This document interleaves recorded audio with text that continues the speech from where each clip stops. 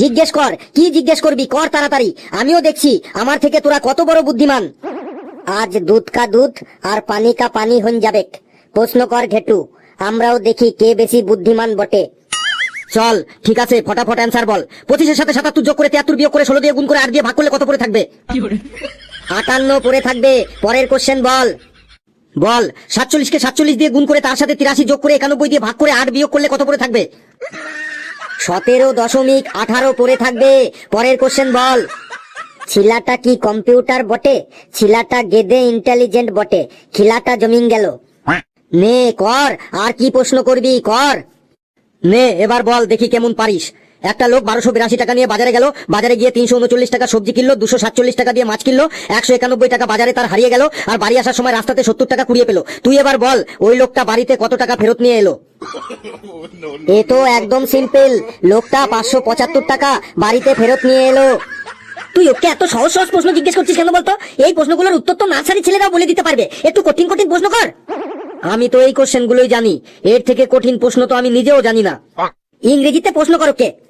তুই ইংলিশে প্রশ্ন করো কে? ও ম্যাথে খুব বুদ্ধিমান বুঝলি, তুই তো ভালো ইংলিশ জানিস, তুই ইংলিশে কোশ্চেন করো কে? চল হাবলু, আমার কোশ্চেনের অ্যান্সার দেওয়ার জন্য তুই তৈরি হয়ে যা।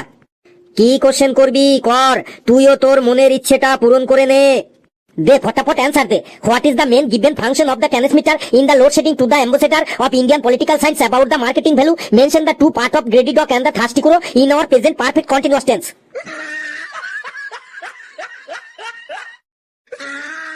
নে হাবলু এবার অ্যান্সার দে। আমার বেলায় তো সহজ সহজ কোশ্চেন পেয়ে ঘেটা ঘ্যাট অ্যান্সার দিয়ে দিয়েছিলি, এবার চুপ হয়ে গেলি কেন? দে জলদি অ্যান্সার দে।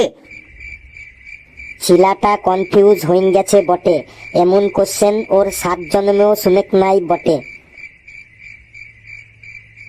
তোর মুখ বন্ধ হয়ে গেল কেন? কি রে অ্যান্সার বল, বল বল বল, জবাব দে। আরে তুই কি জিজ্ঞেস করলি সেটা তো বল। দেখ পেচি, দেখ লেবু, দেখ কালু, তোরা ওকে সবাই বুদ্ধিমান বলিস, সবাই ওকে ক্লাসের টপার বলিস, দেখ তোদের টপারের কি অবস্থা করেছি। কোশ্চেনটাই বুঝতে পারিনি আর অ্যান্সার দেবে কি? আচ্ছা আর বক বক না করে তুই আগে বল কোশ্চেনটা কি করলি আমাকে, মানে কি জিজ্ঞেস করলি আমাকে? এর অ্যান্সারটাও কি আমি বলে দেবো? তাহলে তুই কি বলবি? তুই তো টপার, তুই এত বুদ্ধিমান, শেষে কিনা কোশ্চেনটাই বুঝতে পারিসনি। ফেলু রে, আর একটা কোশ্চেন জিজ্ঞাসা কর। একটা কোশ্চেন বলতে পারিনি তো কি হয়েছে, আর একটা কোশ্চেন জিজ্ঞাসা কর। বেশ কালু, তোর কথাই থাকলো, আর একটা কোশ্চেন জিজ্ঞাসা করছি, কিন্তু আমার প্রেডিকশন বলছে এই কোশ্চেনটারও অ্যান্সারও দিতে পারবে না। হ্যাঁ হ্যাঁ জিজ্ঞাসা কর, আরেকটা কোশ্চেন জিজ্ঞাসা কর, বলে দেবো এবার।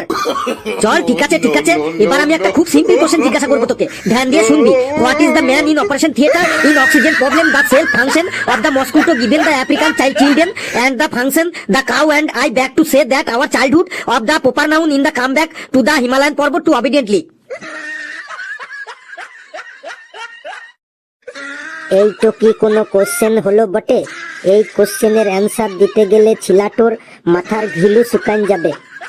কিরে হাবলু বল এবার, জানতাম তুই এর অ্যান্সারও দিতে পারবি না। আরে ভাই তুই কি বলতে চাইছিস ভালো করে বল, কি জিজ্ঞেস করছিস কিছুই তো বুঝতে পারছি না। দেখলি ঘেট্টু হয়ে গেল ওর। শোন হাবলু, আমি তোর থেকেও অনেক ইন্টেলিজেন্ট, অনেক বুদ্ধিমান, কিন্তু দেখাতে চাই না, এটাই আমার স্টাইল। আমার নাম ফেল্লু ভাই, দেখলি তোকে কেমন 1 মিনিটে শান্ত করে দিলাম।